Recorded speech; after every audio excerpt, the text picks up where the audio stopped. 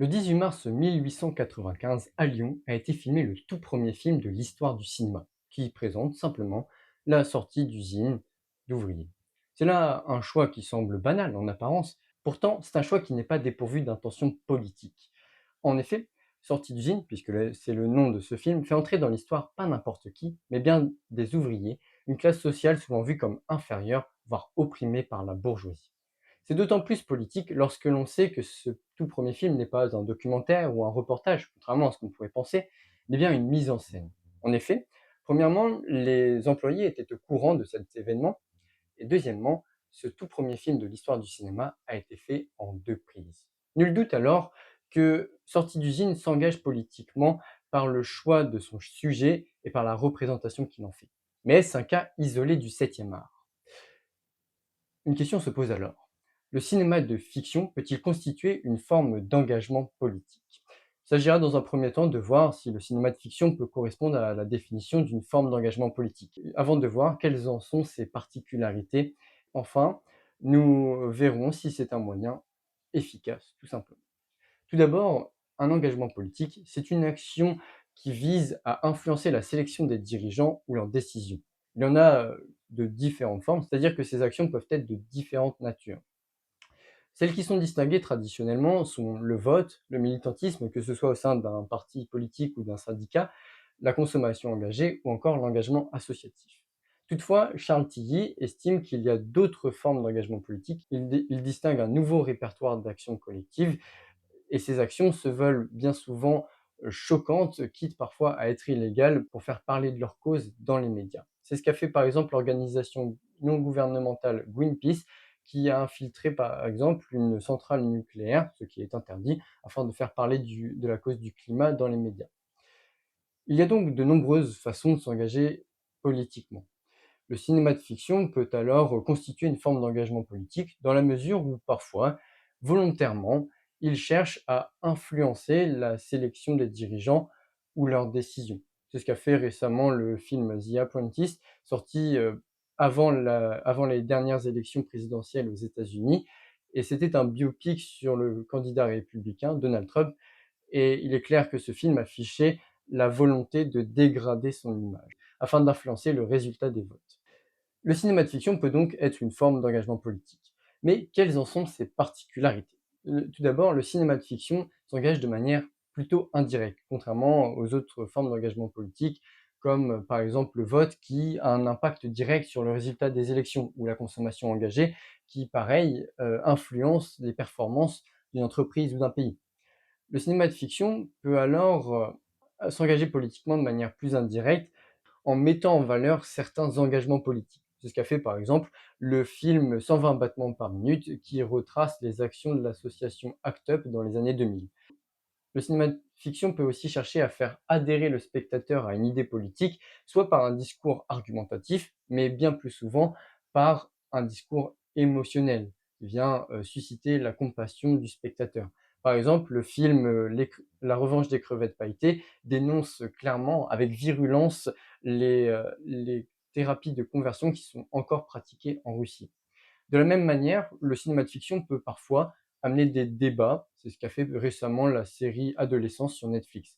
Enfin, le cinéma de fiction a le pouvoir d'habituer les populations à certaines représentations, ce qui explique les derniers films de Disney qui transmettent des normes et des valeurs en faveur de la lutte minoritaire, en représentant des minorités.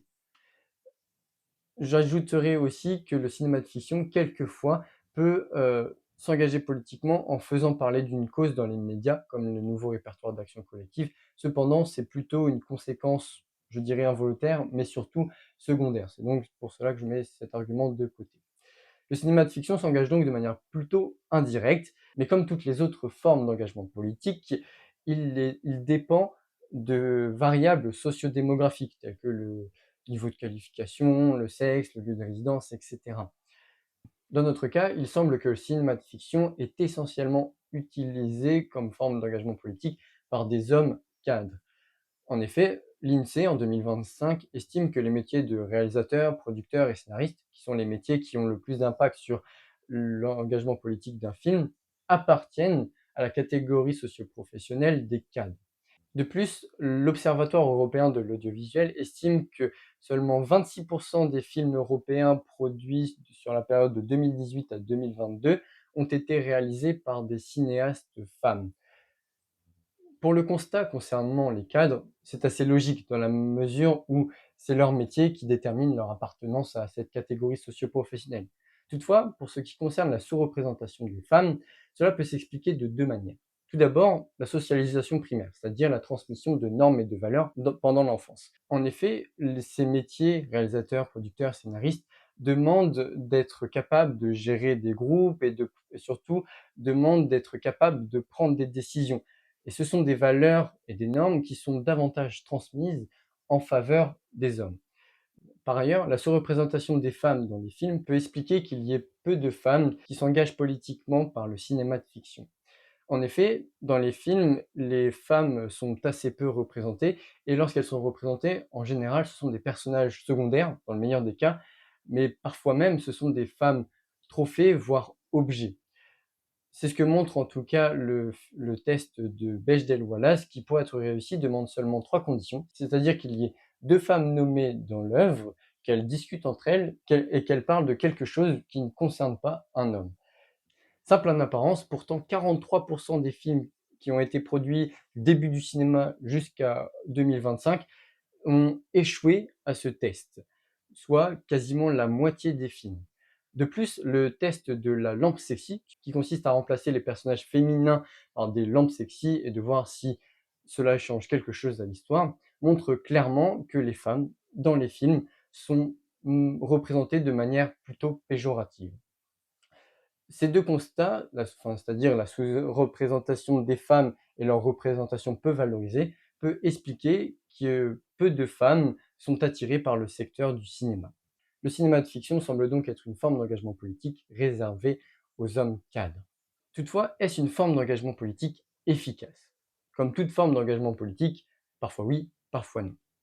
Pour ce qui en est de la manière indirecte de s'engager dont j'ai parlé tout à l'heure, en emmenant un débat ou ce genre de choses, c'est assez difficile d'en mesurer l'impact. Toutefois, le simple fait qu'il y ait des réactions peut être une preuve de l'efficacité. Néanmoins, il y a des films qui quelquefois ont eu un impact plus concret. C'est le cas par exemple du film Les Misérables, qui a été vu par le président de la République et qui, suite à son visionnage, aurait demandé au gouvernement de se dépêcher de chercher des idées et d'agir afin d'améliorer les conditions de vie dans les banlieues. Par ailleurs, les films de propagande montrent bien que le cinéma de fiction peut être une arme redoutable en politique. En effet, le film Le cuirassé Potemkin de Sergei Eisenstein est un engagement politique de la part du cinéaste en faveur du bolchevisme.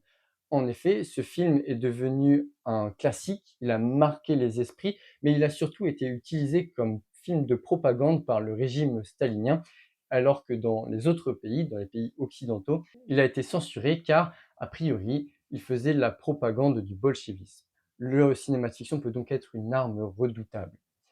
Pour conclure, nous avons vu que le cinéma de fiction pouvait tout à fait correspondre à la définition d'une forme d'engagement politique, dans la mesure où il cherche à influencer la sélection des dirigeants ou leurs décisions. Nous avons aussi vu que c'est une forme d'engagement politique qui est essentiellement utilisée par les hommes cadres, mais que pourtant, c'est une forme d'engagement politique qui s'avère particulièrement efficace quelquefois. Néanmoins, là où certains estiment que le cinéma est toujours politique, je préfère que le cinéma soit avant tout artistique.